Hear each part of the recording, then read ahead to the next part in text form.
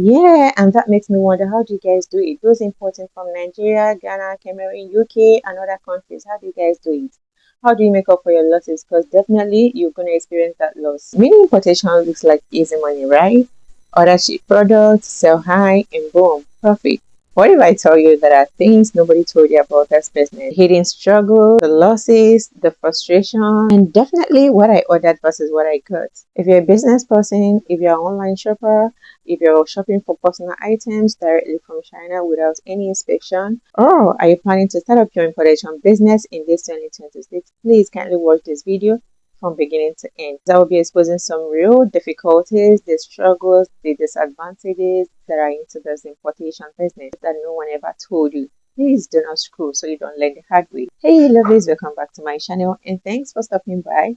Good to have you right back here on my channel. Alright, and without wasting much of your time, let me tell you the dark side of the mini importation business that no one ever told you. This may sound a little bit off or probably a little bit different from the usual thing that you hear online, giving you information on how to import things from China by yourself without passing through an agent or probably a middleman. That's actually a very smart move, and I'm not trying to discredit anyone trying to import things by him or herself without passing through a middleman. Absolutely no. But one thing you would definitely need to know is that in this life, whatever you do, there is always a pros and the cons. You may have been importing, you may have noticed, you may not have noticed. And if you're about starting your importation, this will actually be a guideline. In case if you experience that at any time, you would definitely be aware. Yeah, I think this person actually said something like this.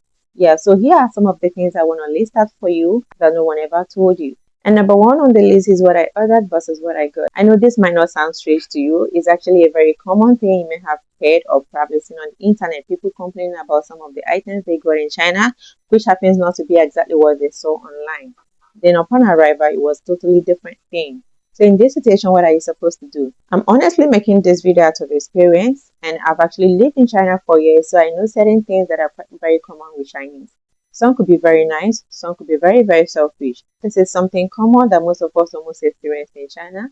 If you're shopping from China sites, you could get real or unreal products. Then what I mean by unreal product is you receiving what you never ordered. Yeah, it has happened to me a lot of times. But if you reside in China, the only thing it can actually cost you is time.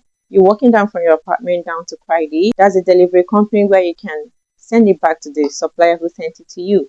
And money, if it's just a little parcel, probably about 20 yuan can care for that. But if it's a very large parcel, you may have to also spend money to send it back to the supplier. But far from that, the honest truth is that you have the ability to return the item back to the supplier. In order to do this, if the description of the item you received doesn't match the picture and also the description of what was placed on the platform before you purchasing that, you have every right to return the item to the supplier. Buying things away from China, if you live in Nigeria, Ghana, and some other countries, UK, America, whichever country where you are, yeah, the disadvantage you're going to have is that it takes a lot of time for the item to leave China and get delivered to your location. Let me take Nigeria for example. If you're sending an item via a cargo from China to Nigeria, it takes about 10 days. If it's going from Guangzhou to Nigeria, that's about 10 days if it's just a regular item. But if you're sending something that has to do with lithium battery, that has liquid or probably food, it has to go through Hong Kong. That takes about 12 days to 15 days upon arrival. Then, if it's a heavy item that you have to send via sea shipping takes about 60 days to arrive. That's about 2 to 3 months. Okay. So imagine when you have to receive the item, begin to unbox them to check if the quantities are complete, then to check if it's exactly what you ordered. And in a situation whereby you receive something you never ordered, what are you supposed to do at that particular time? Have you ever sent something back to China before? Do you know the procedures of sending things back to China? And the cost of sending things back to China, if it's even possible for you to return them back, that's a whole lot. Yeah, the thought of this will equally discourage you not to even try sending it out. At that particular time, you're already exhausted, the timing, the money wasted, in fact, the whole stress and all that is a whole lot. This is one of the things someone may never told you. Recently, I ordered a TX microphone. Yeah, that's for customers. And what I received was a total one. I had to contact the supplier with pictures and videos as an evidence. This is what happened, this is what I ordered, and this is what I received. Definitely my customer can receive that because this wasn't the picture she used in getting these items from me. So what am I supposed to tell her? In as much as the product happens to be a very good product, is a newly released product, but for the fact that the package is different from what I ordered, definitely I can return it back to my customer. it's going to be a problem. And in fact, a whole lot is going to happen. So what I did was to contact the supplier, then return the item back to the shop. This only cost me my time and some renminbi. That's about 20 renminbi to return it back. No problem. For the fact I'm going to get exactly what I ordered, that's okay. Once I get that item back to my customer. Okay, so these are some of the things no one will ever tell you about importation. You're going to experience this, if not today, for some time. It comes. Yeah. The second challenge you may experience also is the bulky item. If you're buying from too many people, if it's not just one supplier, yeah, you may experience a bulky item when it comes. And the warehouse where you're sending those items, they really do not open your parcel. Reason is for security reasons, then for theft reasons. Most times some of the attendants that work at the warehouse doesn't want to be held accountable for something they know nothing about. Some of these items are being sent to warehouse. They send it the way they receive it. If your item is just one box and another box from the supplier, probably got like 20 or 30 different things from 30 different links. That's also coming from 30 different suppliers. The way those cartons, the way those nylons, the way those packages came is also the same way they will package it for you and send to your location. So this is definitely going to accumulate a lot of CBN for you. It's also definitely going to accumulate some of KG for you. Cartons upon cartons, nylon upon nylons. If you don't have someone who is going to take out these cartons, nylons, and all those things for you before sending them, my darling, you're paying that money you're running away from paying an agent or probably a middle person to help you get those items. You're paying them via sea shipping. You're also paying them via a cargo because you're doubling your KG by yourself and you're also doubling your CBN by yourself. So please, I don't know if my explanation makes sense to you. Yeah, please kindly write I totally understand in the comment section. That will enable me to proceed. I totally understand. So absolutely it doesn't make any sense paying for things that wouldn't be of use to you. Next on the list is very common, and that's incomplete item. This is another thing you would definitely experience if you're into importation. Some of the things you see on this platform, Pindodo, 1688, QQ, and the rest, some of them are already not available for shipping. But the suppliers wouldn't tell you. Some will be lenient to tell you this is currently not available at the moment. But in so days, yeah, we'll be able to ship that. That if it's okay for you, it can wait. Then if it's not okay for you, you can ask for a refund.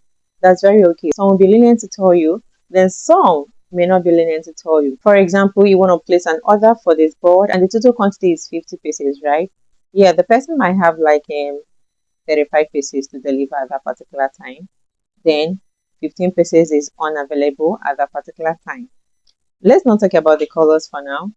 Then the person might ended up not communicating you. What he or she will do is just to package that 35 pieces that is readily available and ship to your location. That's your warehouse. Then the warehouse receive that for you and they wouldn't open the carton to count how many pieces that have been sent and they deliver to you. Same way they receive it is same way they are going to send it back to your country. Yeah, without confirmation. Upon arrival, you received it on box and you counted, yeah, I ordered 50 pieces of this. How come I got like 35 pieces? Now, if you send this thing via a cargo, about 14 days is gone without you knowing that this thing wasn't complete. If you send via sea shipping, that's even the worst. So you can only notice about the missing item when you receive that. Alright, God help you if you send via a cargo. That one is fast enough. Within 15, 16, let's say within 20 days, you should be able to receive and get back to your supplier. My item wasn't complete. And if the person is lenient enough, you'll be able to refund the missing one. And some may insist they send the missing one to you. So in that case, what you're supposed to do is to receive the item, right? Then send it back to you. Then you have to send it via another air cargo or probably via sea again. And that's another expenses and another stress of going to clear your item and bringing it back to your shop or your home. A whole lot of things to be considered here. A whole lot of things. Let's not even talk about the color. Most times I order green, I get like white. Most time I order this and I get something else. Please notice this when I buy from Pindodo. Those people can be very, very funny. Yeah, and that makes me wonder, how do you guys do it? Those importing from Nigeria, Ghana, Cameroon, UK, and other countries, how do you guys do it? How do you make up for your losses? Because definitely you're going to experience that loss. Honestly, oftentimes I do wonder, how do you guys do it? Because myself that lives in China, I know how many times I've returned items. Some of them are huge items, some of them are just retail items for personal use. But I still share it because I know it doesn't cost me much just to send it back to the person.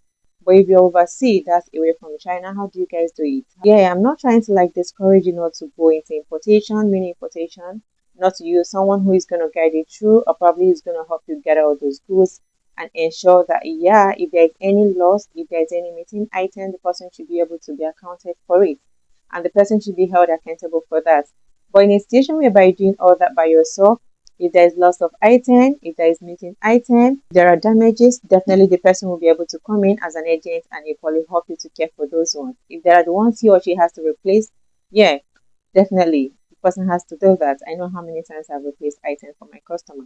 I wouldn't want to tell them different stories. So the importation thing is a two-way thing. Is either you use an agent or probably you get those items by yourself.